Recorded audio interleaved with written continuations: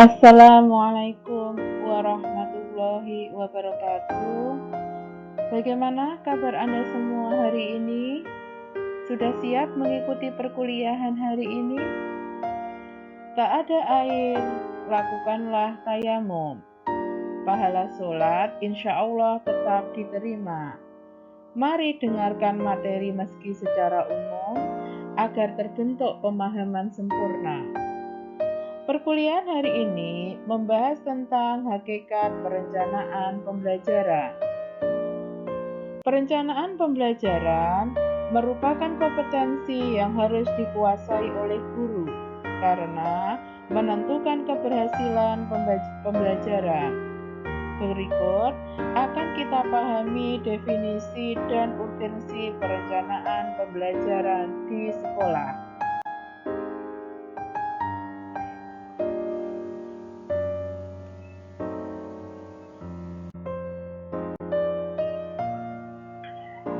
Pada materi pertama, kita akan membahas perencanaan pembelajaran. Apa itu pembelajaran? Pembelajaran pada dasarnya merupakan proses aktivitas yang dilakukan secara tertata dan teratur, berjalan logis dan sistematis, mengikuti aturan-aturan yang telah disepakati sebelumnya. Sistem pembelajaran. Setiap kegiatan pembelajaran bukan merupakan proyeksi keinginan dari guru secara sebelah pihak, tetapi merupakan perwujudan dari berbagai keinginan yang dikenal dalam suatu kurikulum. Berdasarkan penjabaran di atas, dapat disimpulkan, pembelajaran dapat diartikan proses kerjasama guru dan siswa untuk mencapai tujuan belajar tertentu.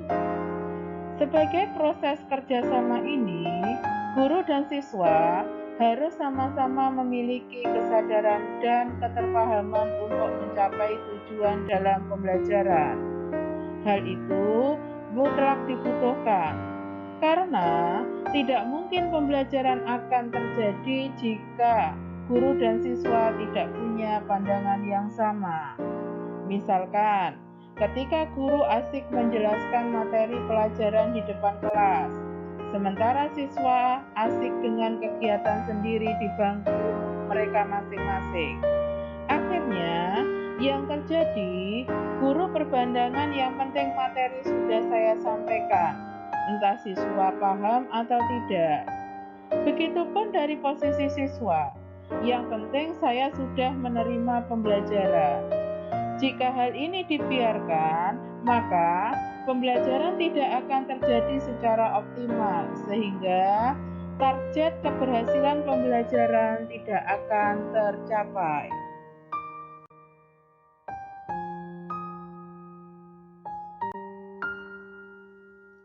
Sebelum membahas perencanaan pembelajaran, perlu kita pahami terlebih dulu terkait kurikulum. Apa itu kurikulum dan kaitannya dengan pembelajaran? Kurikulum dan pembelajaran merupakan dua hal yang tidak bisa dipisahkan. Saylor menjelaskan hubungan kurikulum dan pembelajaran seperti Romeo dan Juliet. Jika kita berbicara mengenai Romeo, maka kita akan berbicara masalah Juliet. Romeo tidak akan lengkap terasa tanpa Juliet, demikian pula sebaliknya. Artinya, pembelajaran tanpa kurikulum sebagai rencana tidak akan efektif, atau bahkan keluar dari tujuan yang telah dirumuskan. Kurikulum tanpa pembelajaran, maka kurikulum tersebut tidak akan berguna. Kurikulum diartikan sebagai bagian dari proses pendidikan, yang di sana sifatnya masih umum dan ideal. Pembelajaran merupakan realisasi dari kurikulum. Dalam melaksanakan pembelajaran, guru harus mengacu pada kurikulum. Bagaimanakah tuntutan atau yang dimaui dari kurikulum? Hal ini yang harus dipahami oleh guru, jangan sampai apa yang dilakukan oleh guru melenceng dari ketentuan kurikulum, karena di dalamnya memuat pedoman operasional. Secara sederhana diartikan, kurikulum berkaitan dengan apa yang diajarkan, sedangkan pembelajaran membahas berkaitan dengan cara mengajarkan. Secara umum, kurikulum diartikan seperangkat rencana dan pengaturan mengenai tujuan dan bahan pelajaran, serta cara yang digunakan sebagai pedoman penyelenggaraan mengajar untuk mencapai tujuan pendidikan tertentu.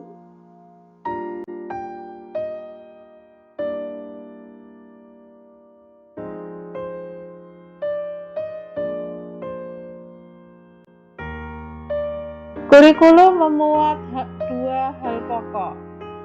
Yang pertama, yaitu rencana atau desain. Dalam rencana atau desain, di dalamnya memuat tujuan kurikulum. Dari tujuan kurikulum ini, kemudian dijabarkan dalam tujuan penyelenggaraan satuan pendidikan. Untuk jenjang sekolah dasar, tujuan pendidikan dipaparkan meliputi beberapa hal. 1. Beriman dan bertakwa terhadap Tuhannya. 2. Mengarahkan dan membimbing siswa ke arah situasi yang berpotensi positif, berjiwa besar, kritis, cerdas, dan berakhlak mulia. 3. Memiliki rasa cinta tanah air, bangga, dan mampu mengisi hal yang bertujuan membangun diri sendiri, bangsa, dan negara. 4. Membawa siswa sekolah dasar mampu berprestasi ke jenjang selanjutnya. Oleh karena itu, penyelenggaraan pendidikan di sekolah dasar harus mengacu pada tujuan penyelenggaraan yang sudah ditentukan. Dalam artian, pendidikan sekolah dasar berupaya menanamkan keimanan kepada Tuhannya sesuai dengan ajaran agama masing-masing yang dianutnya. Yang kedua, yaitu pengaturan. Pengaturan terdiri dari isi. Isi di dalamnya memuat satuan bahan kajian dan pelajaran. Untuk jenjang TK sampai dengan SMA sudah ditentukan. Untuk jenjang sekolah dasar, mata pelajaran yang dipelajari terdiri dari pendidikan kewarganegaraan, bahasa Indonesia, matematika, seni budaya, pendidikan jasmani, IPA, dan IPS. Sedangkan untuk sekolah menengah pertama ditambahkan beberapa mata pelajaran seperti bahasa Inggris atau akidah akhlak. Yang kedua, yaitu bahan pelajaran. Memuat di dalamnya materi pelajaran yang disampaikan dalam proses belajar mengajar. Untuk tingkat TK sampai dengan SMA dirumuskan dalam KI 1 sampai dengan 4 yang di dalamnya juga disertakan kompetensi dasar atau KD. KI 1 membahas berkaitan dengan spiritual atau religius, KI 2 sosial, KI 3 pengetahuan, dan KI 4 kompetensi. Yang ketiga yaitu cara. Memuat bentuk kegiatan belajar mengajar yang akan dilakukan oleh guru. Sesudah kita membahas materi kedua berkaitan dengan kurikulum, Berikutnya kita membahas materi berkaitan dengan perencanaan pembelajaran. Apa itu perencanaan pembelajaran? Perencanaan pembelajaran merupakan penjabaran, pengayaan, dan pengembangan kurikulum. Dalam proses pengembangannya, harus mengacu atau memperhatikan dua hal, yaitu yang pertama, mengacu pada tuntutan kurikulum, yang kedua, mempertimbangkan situasi dan kondisi serta potensi yang dimiliki oleh masing-masing sekolah.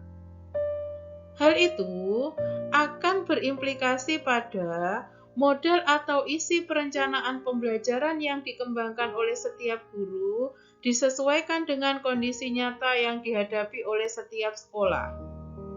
Dalam hal ini, guru berkewajiban merumuskan pembelajaran sesuai dengan kebutuhan siswa dan sekolah.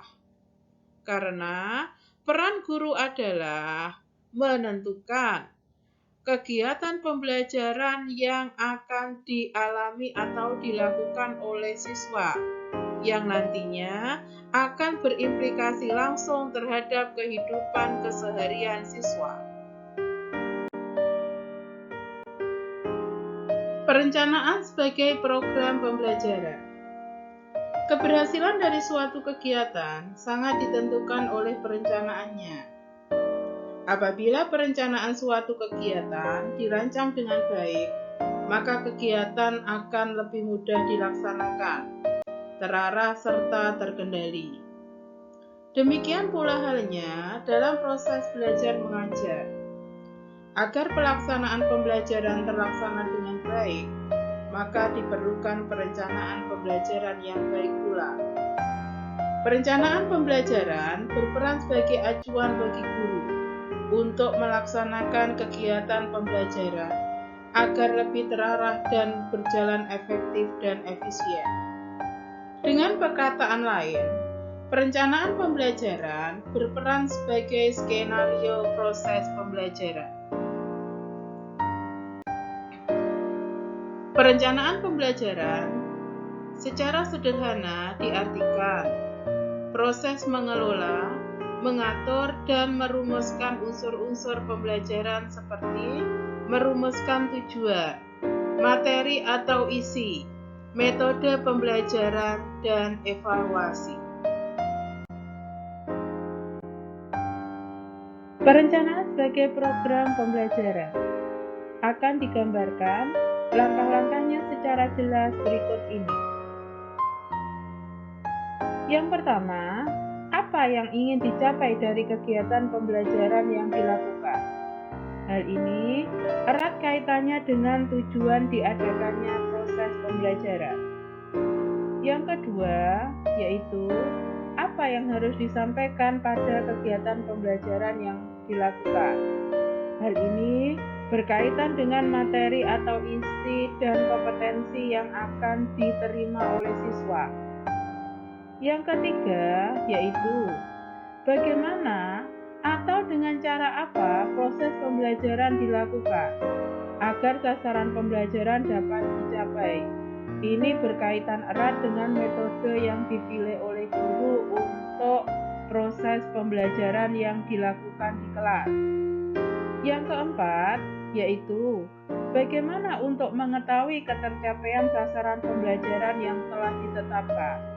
Hal ini menjadi persoalan evaluasi atau penilaian untuk mengukur seberapa berhasilkah proses pembelajaran yang telah dilakukan oleh guru. Perencanaan dalam konteks pengajaran. Berikut akan dipaparkan hal-hal yang berkaitan dengan pelaksanaan pembelajaran. Yang pertama, proses penyusunan materi pelajaran. Penyusunan materi pelajaran harus mempertimbangkan hal-hal di antaranya. Yang pertama, harus sesuai dengan tujuan pengajaran. Maksudnya, materi pelajaran hendaknya ditetapkan dengan mengacu pada tujuan-tujuan pembelajaran yang ingin dicapai. Untuk itu, materi pelajaran yang diberikan dalam setiap mata pelajaran hendaknya mendukung pencapaian tujuan pembelajaran mata pelajaran yang bersangkutan dalam rangka mewujudkan fungsi pendidikan yang diemban oleh sekolah tersebut. Yang kedua, yaitu pentingnya bahan. Materi pembelajaran yang diberikan hendaknya merupakan bahan yang betul-betul penting, baik dilihat dari tujuan pembelajaran yang ingin dicapai maupun fungsinya untuk mempelajari bahan pembelajaran berikutnya. Yang ketiga adalah nilai praktis. Materi pembelajaran yang dipilih hendaknya bermakna bagi siswa, dalam arti mengandung nilai praktis atau bermanfaat bagi kehidupan sehari-hari siswa. Yang keempat, yaitu tingkat perkembangan siswa. Kedalaman materi pembelajaran yang dipilih hendaknya ditetapkan dengan memperhitungkan tingkat perkembangan berpikir siswa yang bersangkutan.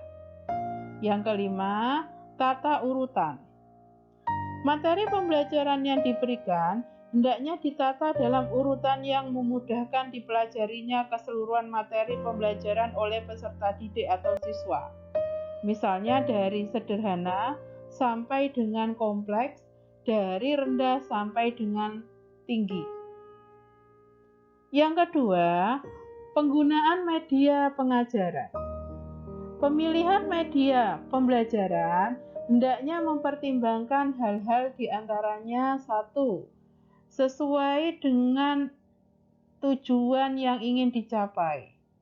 Maksudnya, media dipilih berdasarkan tujuan pembelajaran yang ditetapkan, mengacu pada 3 ranah keterampilan yang diajarkan, yaitu kognitif, afektif, dan psikomotor. Yang kedua, tepat mendukung yang sifatnya fakta, konsep, prinsip, atau generalisasi. Artinya, pemilihan media yang berbeda akan membutuhkan keterampilan mental yang berbeda pula untuk memahaminya. Agar dapat membantu proses pembelajaran efektif, media yang dipilih haruslah selaras dengan kebutuhan tugas pembelajaran dan kemampuan mental siswa. Yang ketiga, yaitu praktis, luas, dan bertahan. Maksudnya, media pembelajaran yang dipilih haruslah dapat dipergunakan dimanapun dan kapanpun dengan peralatan yang tersedia. Yang keempat, guru terampil menggunakannya. Dalam memilih media pembelajaran, jangan sampai guru kesulitan mengoperasikan media tertentu, sehingga tentu saja itu akan menghambat pembelajaran. Yang kelima, pengelompokan sasaran. Maksudnya, media yang efektif harus menyesuaikan dengan pengelompokan kemampuan siswa. Jangan sampai media yang dipilih hanya disukai oleh sekelompok siswa. Dan yang terakhir atau kelima, mutu teknis. Maksudnya, informasi yang disampaikan oleh guru inilah yang menjadi sesuatu yang ditonjolkan, sehingga tidak boleh terganggu oleh elemen-elemen lainnya. Misalkan ketika guru menyampaikan informasi melalui slide, maka tidak boleh unsur-unsur lain seperti lagu ataupun juga background lainnya itu mengganggu dari penjelasan guru tersebut. Yang ketiga, yaitu penggunaan pendekatan. Untuk menyampaikan materi atau keterampilan pada siswa, harus menggunakan pendekatan pembelajaran yang tepat. Karena pemilihan pendekatan yang tepat akan menentukan terhadap keberhasilan tujuan pembelajaran. Pendekatan pembelajaran mengacu pada penemuan yang terarah dan pemecahan masalah, sehingga akan menghantarkan pada tujuan pembelajaran. Yang keempat, penilaian dalam alokasi waktu yang dilaksanakan pada saat tertentu untuk mencapai tujuan yang telah dilakukan. Setelah proses-proses di atas terpenuhi, maka berikutnya yang harus dilakukan adalah melakukan evaluasi terhadap proses pelaksanaan pembelajaran, apakah sudah sesuai dengan tujuan yang diharapkan ataukah tidak. Jika tidak, maka nanti perlu upaya-upaya yang harus dilakukan guru untuk mengatasinya pada waktu yang akan datang.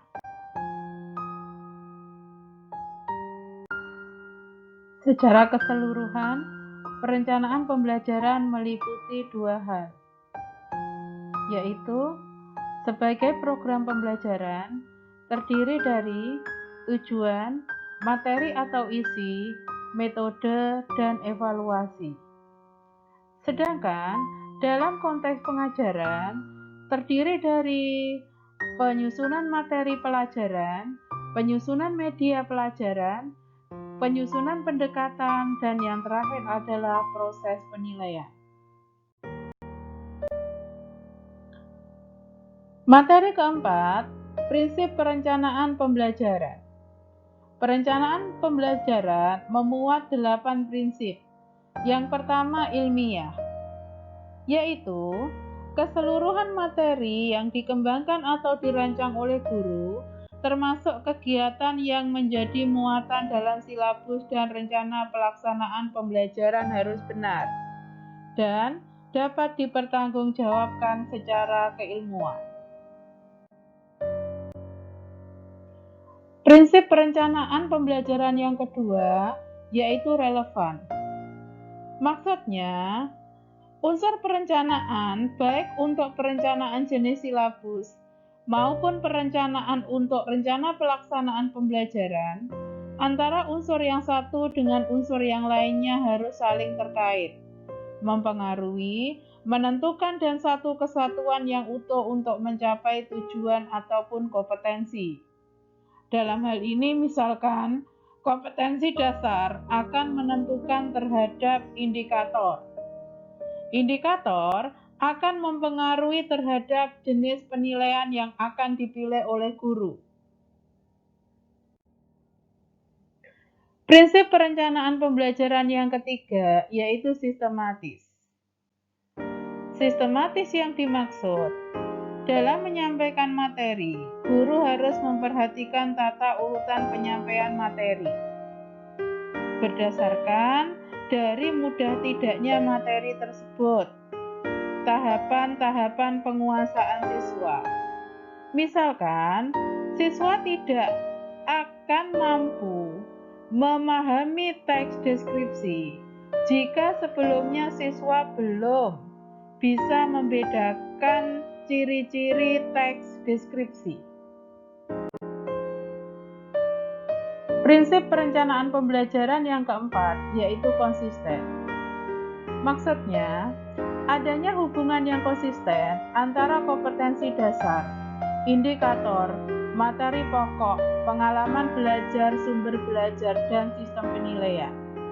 Komponen-komponen pembelajaran tersebut akan saling menentukan satu dengan yang lainnya. Misalkan, kompetensi dasar akan menentukan terhadap penjabaran indikator.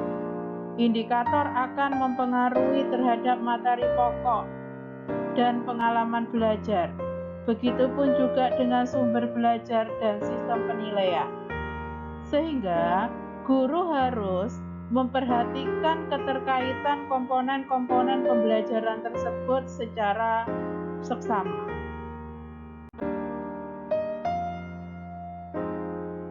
Prinsip pembelajaran yang kelima yaitu memadai.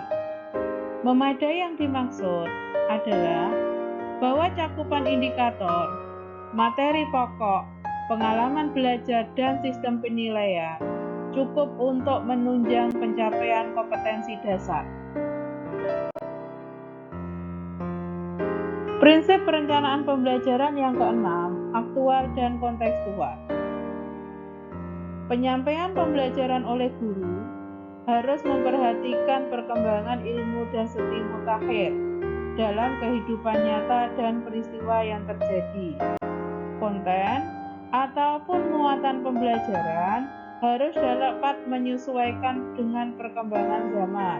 Misalkan, pada saat revolusi industri 4.0, di mana era digital, maka mau tidak mau, guru harus mampu menerapkan pembelajaran digital pada siswa didiknya.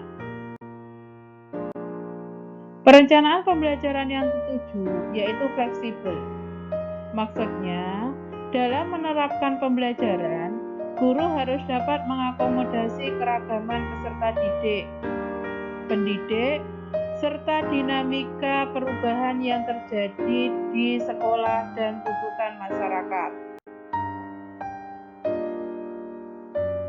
Prinsip perencanaan pembelajaran yang kedelapan yaitu memadai. Maksudnya, komponen silabus rencana pelaksanaan pembelajaran harus mencakup keseluruhan ranah kompetensi, kognitif, afektif, dan psikomotor secara bersama-sama. Berkaitan dengan hal ini, tidak boleh kemudian guru hanya mengutamakan salah satu kompetensi, misalkan intelektual ataupun pengetahuan. Tetapi, ketiga kompetensi ini harus diajarkan guru kepada siswanya. Materi kelima yaitu manfaat perencanaan pembelajaran. Yang pertama, mengarahkan kegiatan. Dalam perencanaan pembelajaran telah termuat tujuan, langkah-langkah kegiatan yang harus diikuti serta strategi yang digunakan. Dengan adanya semua itu, maka akan dapat memberikan arahan bagi guru dalam rangka mencapai tujuan pembelajarannya. Yang kedua, menjabarkan kegiatan dan bahan yang akan diajarkan. Pada perencanaan pembelajaran, di sana akan memperlihatkan apa yang akan disampaikan kepada siswa dan apa kegiatan yang akan dilakukan untuk menyampaikan bahan itu. Yang ketiga, mempermudah guru dalam melaksanakan tugasnya. Dengan jelasnya tujuan, langkah-langkah kegiatan, bahan, strategi dan sebagainya dari suatu perencanaan pembelajaran akan mempermudah guru untuk melaksanakan proses belajar mengajar yang merupakan salah satu tugas pokoknya. Yang keempat, mengatasi keterbatasan waktu dan fasilitas belajar. Pada perencanaan pembelajaran yang sudah ditentukan oleh guru, akan memperkirakan waktu dan fasilitas yang akan digunakan dalam proses belajar mengajar, sehingga waktu yang sudah direncanakan dapat digunakan dengan sebaik mungkin. Jikalau ada penyimpangan penggunaan waktu yang tidak efektif, akan dapat diminimalisasi dan dihindari. Yang kelima, evaluasi program. Berhasil tidaknya suatu program yang dilaksanakan akan dapat dilihat dari perencanaan yang telah dibuat sebelumnya oleh guru. Perencanaan pembelajaran yang dijadikan tolak ukur keberhasilan suatu program pembelajaran.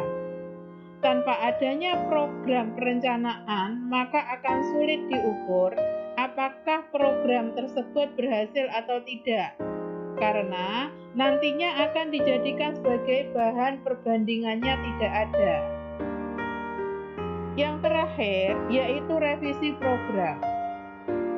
Program perencanaan yang sudah dilakukan oleh guru, yang nantinya sudah dievaluasi, akan memunculkan perbaikan jikalau memang ada kendala-kendala ataupun kesulitan yang dihadapi guru dalam menjalankan program tersebut.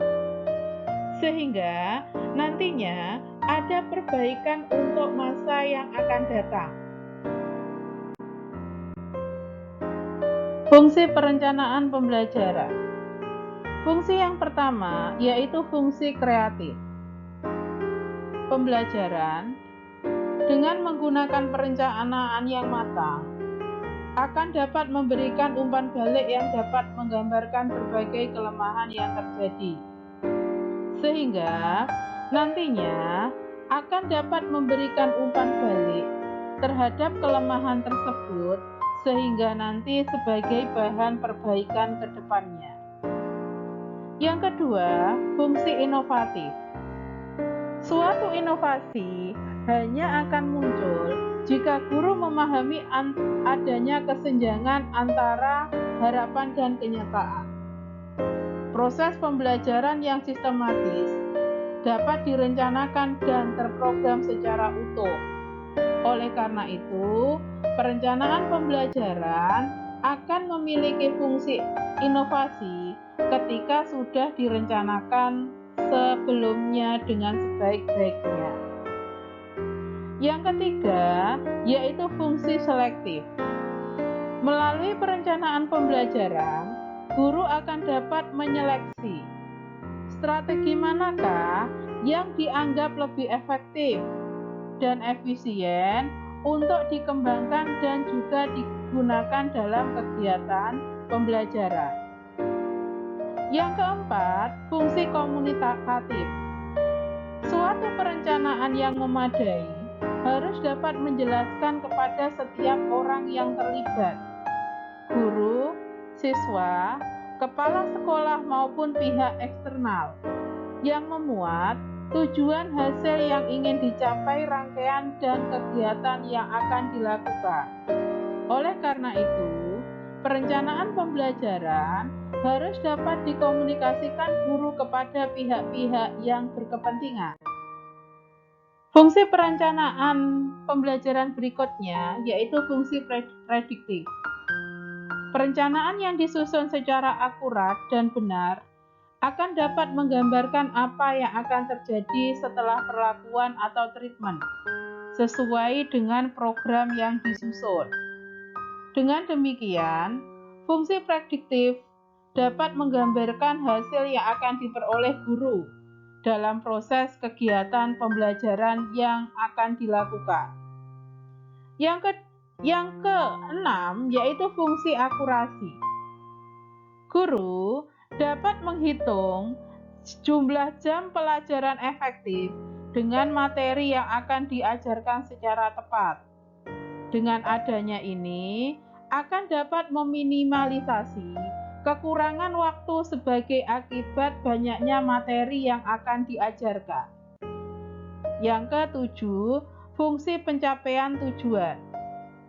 Pembelajaran harus mengembangkan 3 kompetensi, yaitu kognitif atau pengetahuan, sikap, dan keterampilan yang diajarkan secara bersama-sama. Yang terakhir, yaitu fungsi kontrol. Mengontrol terhadap program yang disusun, sudah sesuai ataukah tidak, sehingga dapat memberikan balikan kepada guru dalam mengembangkan program-program selanjutnya.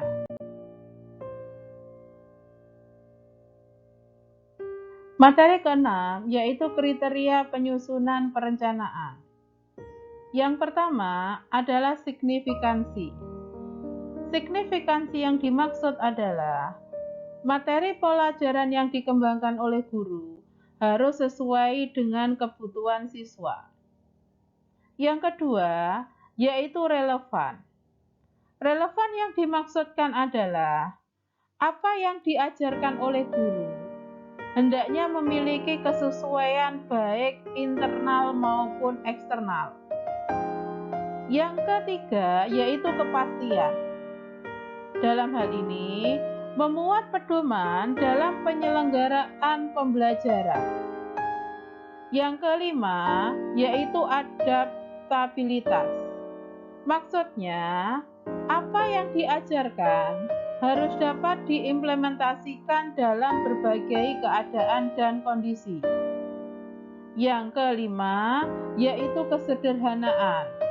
Dalam artian, bahan-bahan yang diajarkan mudah diimplementasikan. Dan yang terakhir yaitu prediktif, yaitu memiliki daya ramal yang kuat, sehingga apa yang akan dijalankan dengan yang direncanakan tidak akan meleset jauh. Berikutnya, terima kasih atas perhatiannya. Cendrawasih Kebanggaan Pulau Irian. papeda, makanan kesukaan. Terima kasih, cukup sekian. Mohon maaf jika ada kesalahan. Sawah membelah hari panas, siang hari enaknya makan manggis. Demikian penjelasan saya, semoga jelas. Lain waktu kita adakan kuis.